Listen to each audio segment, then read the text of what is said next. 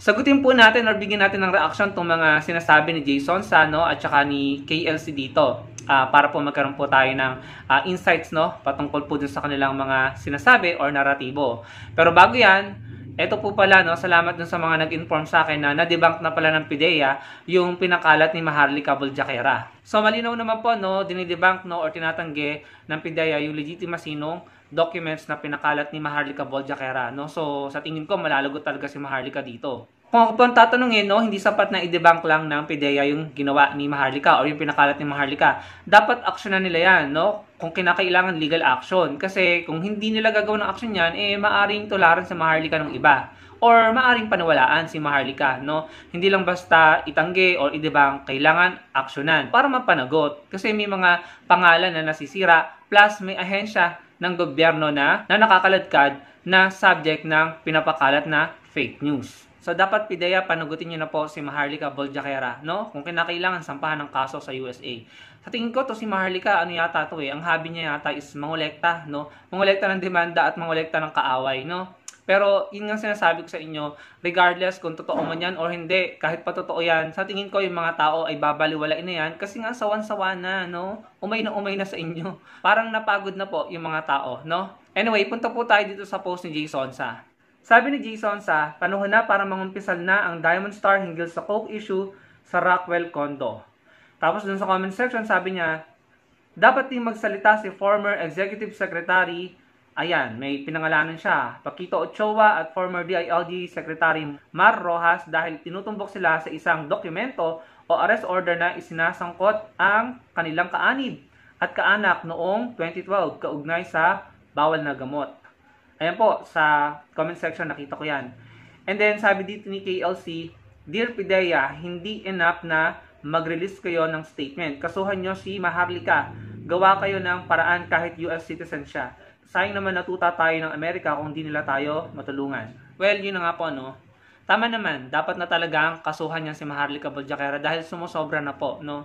Pero kung inaakala nito ni Maharlika Boljaquera, makakakuha siya ng suporta sa paraang ginagawa niya, no? Sa mga kuda niya sa social media from kakamping. Unfortunately, sa tingin ko, hindi, no? Yun po yung aking opinion.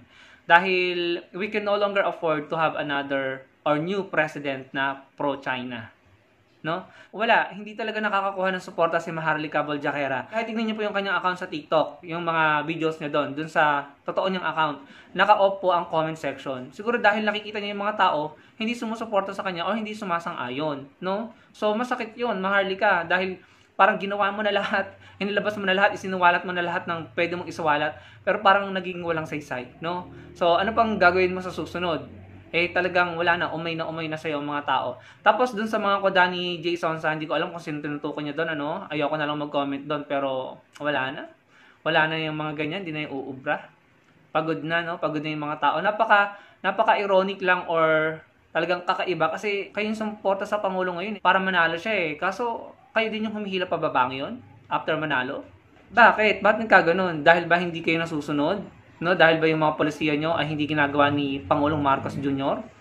May sariling utak yung tao, may sariling diskarte, no? Kaya ako po ayaw ko na magiging pro-China po ang magiging presidente dahil magiging inconsistent talaga tayo. Babaguhin na naman po ang diskarte ng Pilipinas sa West Philippine Sea, no? Magtatagumpay na naman ang pananakot, no, yung psychological warfare na ginagawa ng China. Tatakutin tayo para po tayo ay mag-give up, no? Magpaubaya hanggang sa tayo ay mawala ng teritoryo. They are winning without fighting kasi nananakot sila. Ang masakit po, may mga kababayan tayo na ine-echo yung pananakot nila sa ating mga kapwa Pilipino. Mga kababayan pa natin yung nagpapakalat ng mga propaganda ng China dito mismo sa Pilipinas para tayo takutin, para i-promote ang China, no? Para makuha ng China ang gusto nilang makuha. Ngayon, nakaupo na ang Pangulong Marcos Jr., huwag na tayong pumayag, no, na mamayagpag yung mga Pilipino na nagpapakalat ng pro-China narrative, na ine-echo ang pananakot ng China, na lagi nilang war ang bukang bibig, na lagi nilang fear and warmongering ang ginagawa. Huwag na tayong pumayag sa ganun. Kaya talagang wala na tayong magiging pag-asa kung sa 2028, another pro-China na naman po ang mamahala sa Pilipinas. Kasi nagiging inconsistent po tayo. So huwag na po tayong pumayag na umubra pa at mamayagpag pa, no, yung mga panggugurgur na ginagawa, no. Alam nyo, eto medyo isasali ko lang sa Atty. Leni Robredo.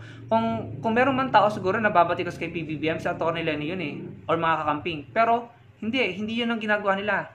Ayan, si Atty. Lenny, silent lang siya at ang mga volunteers niya nakakamping gumagawa ng mga proyekto at programa para matulungan ng gobyerno natin. Tignan niyo to. No, simpleng bagay. No, wag na po natin siyang paghanapan. Wala naman siyang confidential fund at saka intel fund eh. No, yung mga nalilikom lang nilang pera ang ginagamit nila para makatulong sa gobyerno natin. No, hindi siya nag-iingay, hindi siya nakikialam, no? Hindi sila nag-uugnay ni PBBM ng direkta, pero pareho po silang nagtatrabaho para sa bansa natin. No, pareho na silang gumagawa ng mga bagay-bagay para mapaunlad ang ating bansa. Kung daw nagkakamali, ito yung Adapt a School project. Ito yung latest na nakita ko sa kanilang Angat Buhay page, no. Pwede niyo naman pong tignan doon.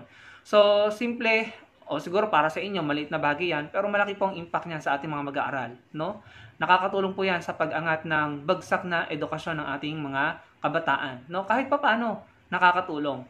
Kaya wag na po natin paghanapan, no? Sana ma-appreciate natin na sa Atty. Lenny, kahit siya yung rival ni PBBM, siya yung gumagawa ngayon ng mga bagay-bagay na nakakatulong sa bansa natin. Scroll nyo ang Angat Buhay page, makikita nyo lahat ng proyekto at programa. Mga classroom na pinatayo, mga dormitoryo, community learning hub, mga livelihood na pinrovide nila sa mga mangingisda, mga tricycle driver, grupo ng mga nanay, iba't iba pa, no? Anong gusto kong sabihin kung bakit questionnaire yan? Gusto ko pong sabihin na dapat ganito yung ginagawa natin, magtulungan, magsama-sama, no? Kaso may talagang isang grupo na ine-expect na sila yung tutulong dapat, pero sila yung parang gusto ng pagkakawatak-watak, no? Bakit hindi nyo gayahin si Atty. Lenny at mga kakamping, mga DDS, no? Bakit hindi nyo kami gayahin na nagpapakita na ng suporta? Dapat tayo magkaisa, especially doon sa issue ng West Philippine Sea.